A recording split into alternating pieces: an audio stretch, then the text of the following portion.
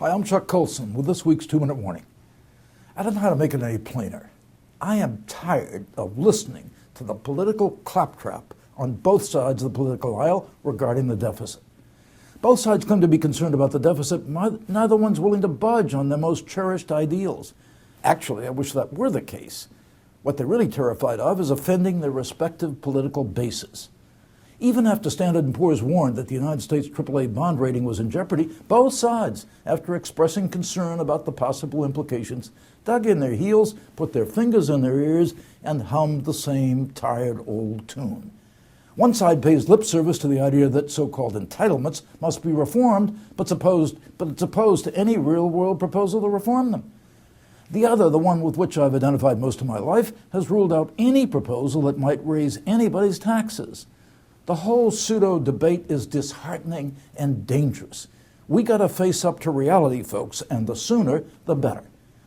The reality is simply this. Neither side's math adds up. You cannot reduce the deficit without cutting spending, and you can't reduce spending without cutting entitlements. Likewise, you can't reduce the deficit without making the American people pay for the government programs they support. The old saw, don't tax him, don't tax me, tax the guy behind the tree, was always irresponsible. Doubly so now.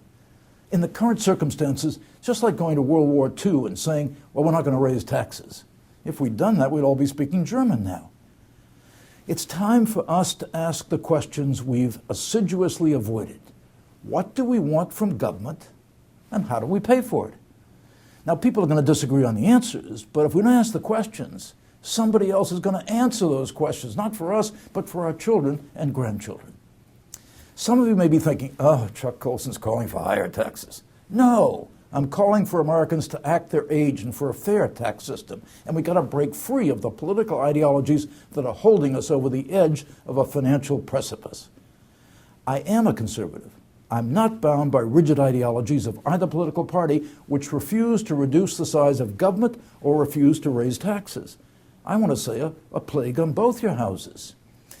Some will call me a conservative heretic, but what I strive to be is a faithful Christian first. I seek to live and form my political judgments by how the Bible teaches us to live, and what I believe is a fully formed biblical worldview. While I can't find anywhere in the New Testament that praises the growth of government, I also can't find anywhere that tells me we shouldn't raise taxes. Jesus simply says, render to Caesar what is Caesar's. So, as a citizen attempting to be what Augustine said Christians are, that is, the best of citizens in the kingdom of man, because we do out of the love of God what others do it only because they're forced to, I gotta scream, halt. Stop this nonsense, all this ideological bickering. As Americans, we gotta decide to do the right thing. Pay our bills, save for the future, make our tax system fair. I talk about government's responsibility to do the right thing in our new DVD teaching series, which we've just released, hosted by Robbie George and me at Princeton. If people, especially politicians, would watch this fabulous series on restoring ethics, maybe we could stop all the partisan bickering and for once, just do what's right. This is a time to build character.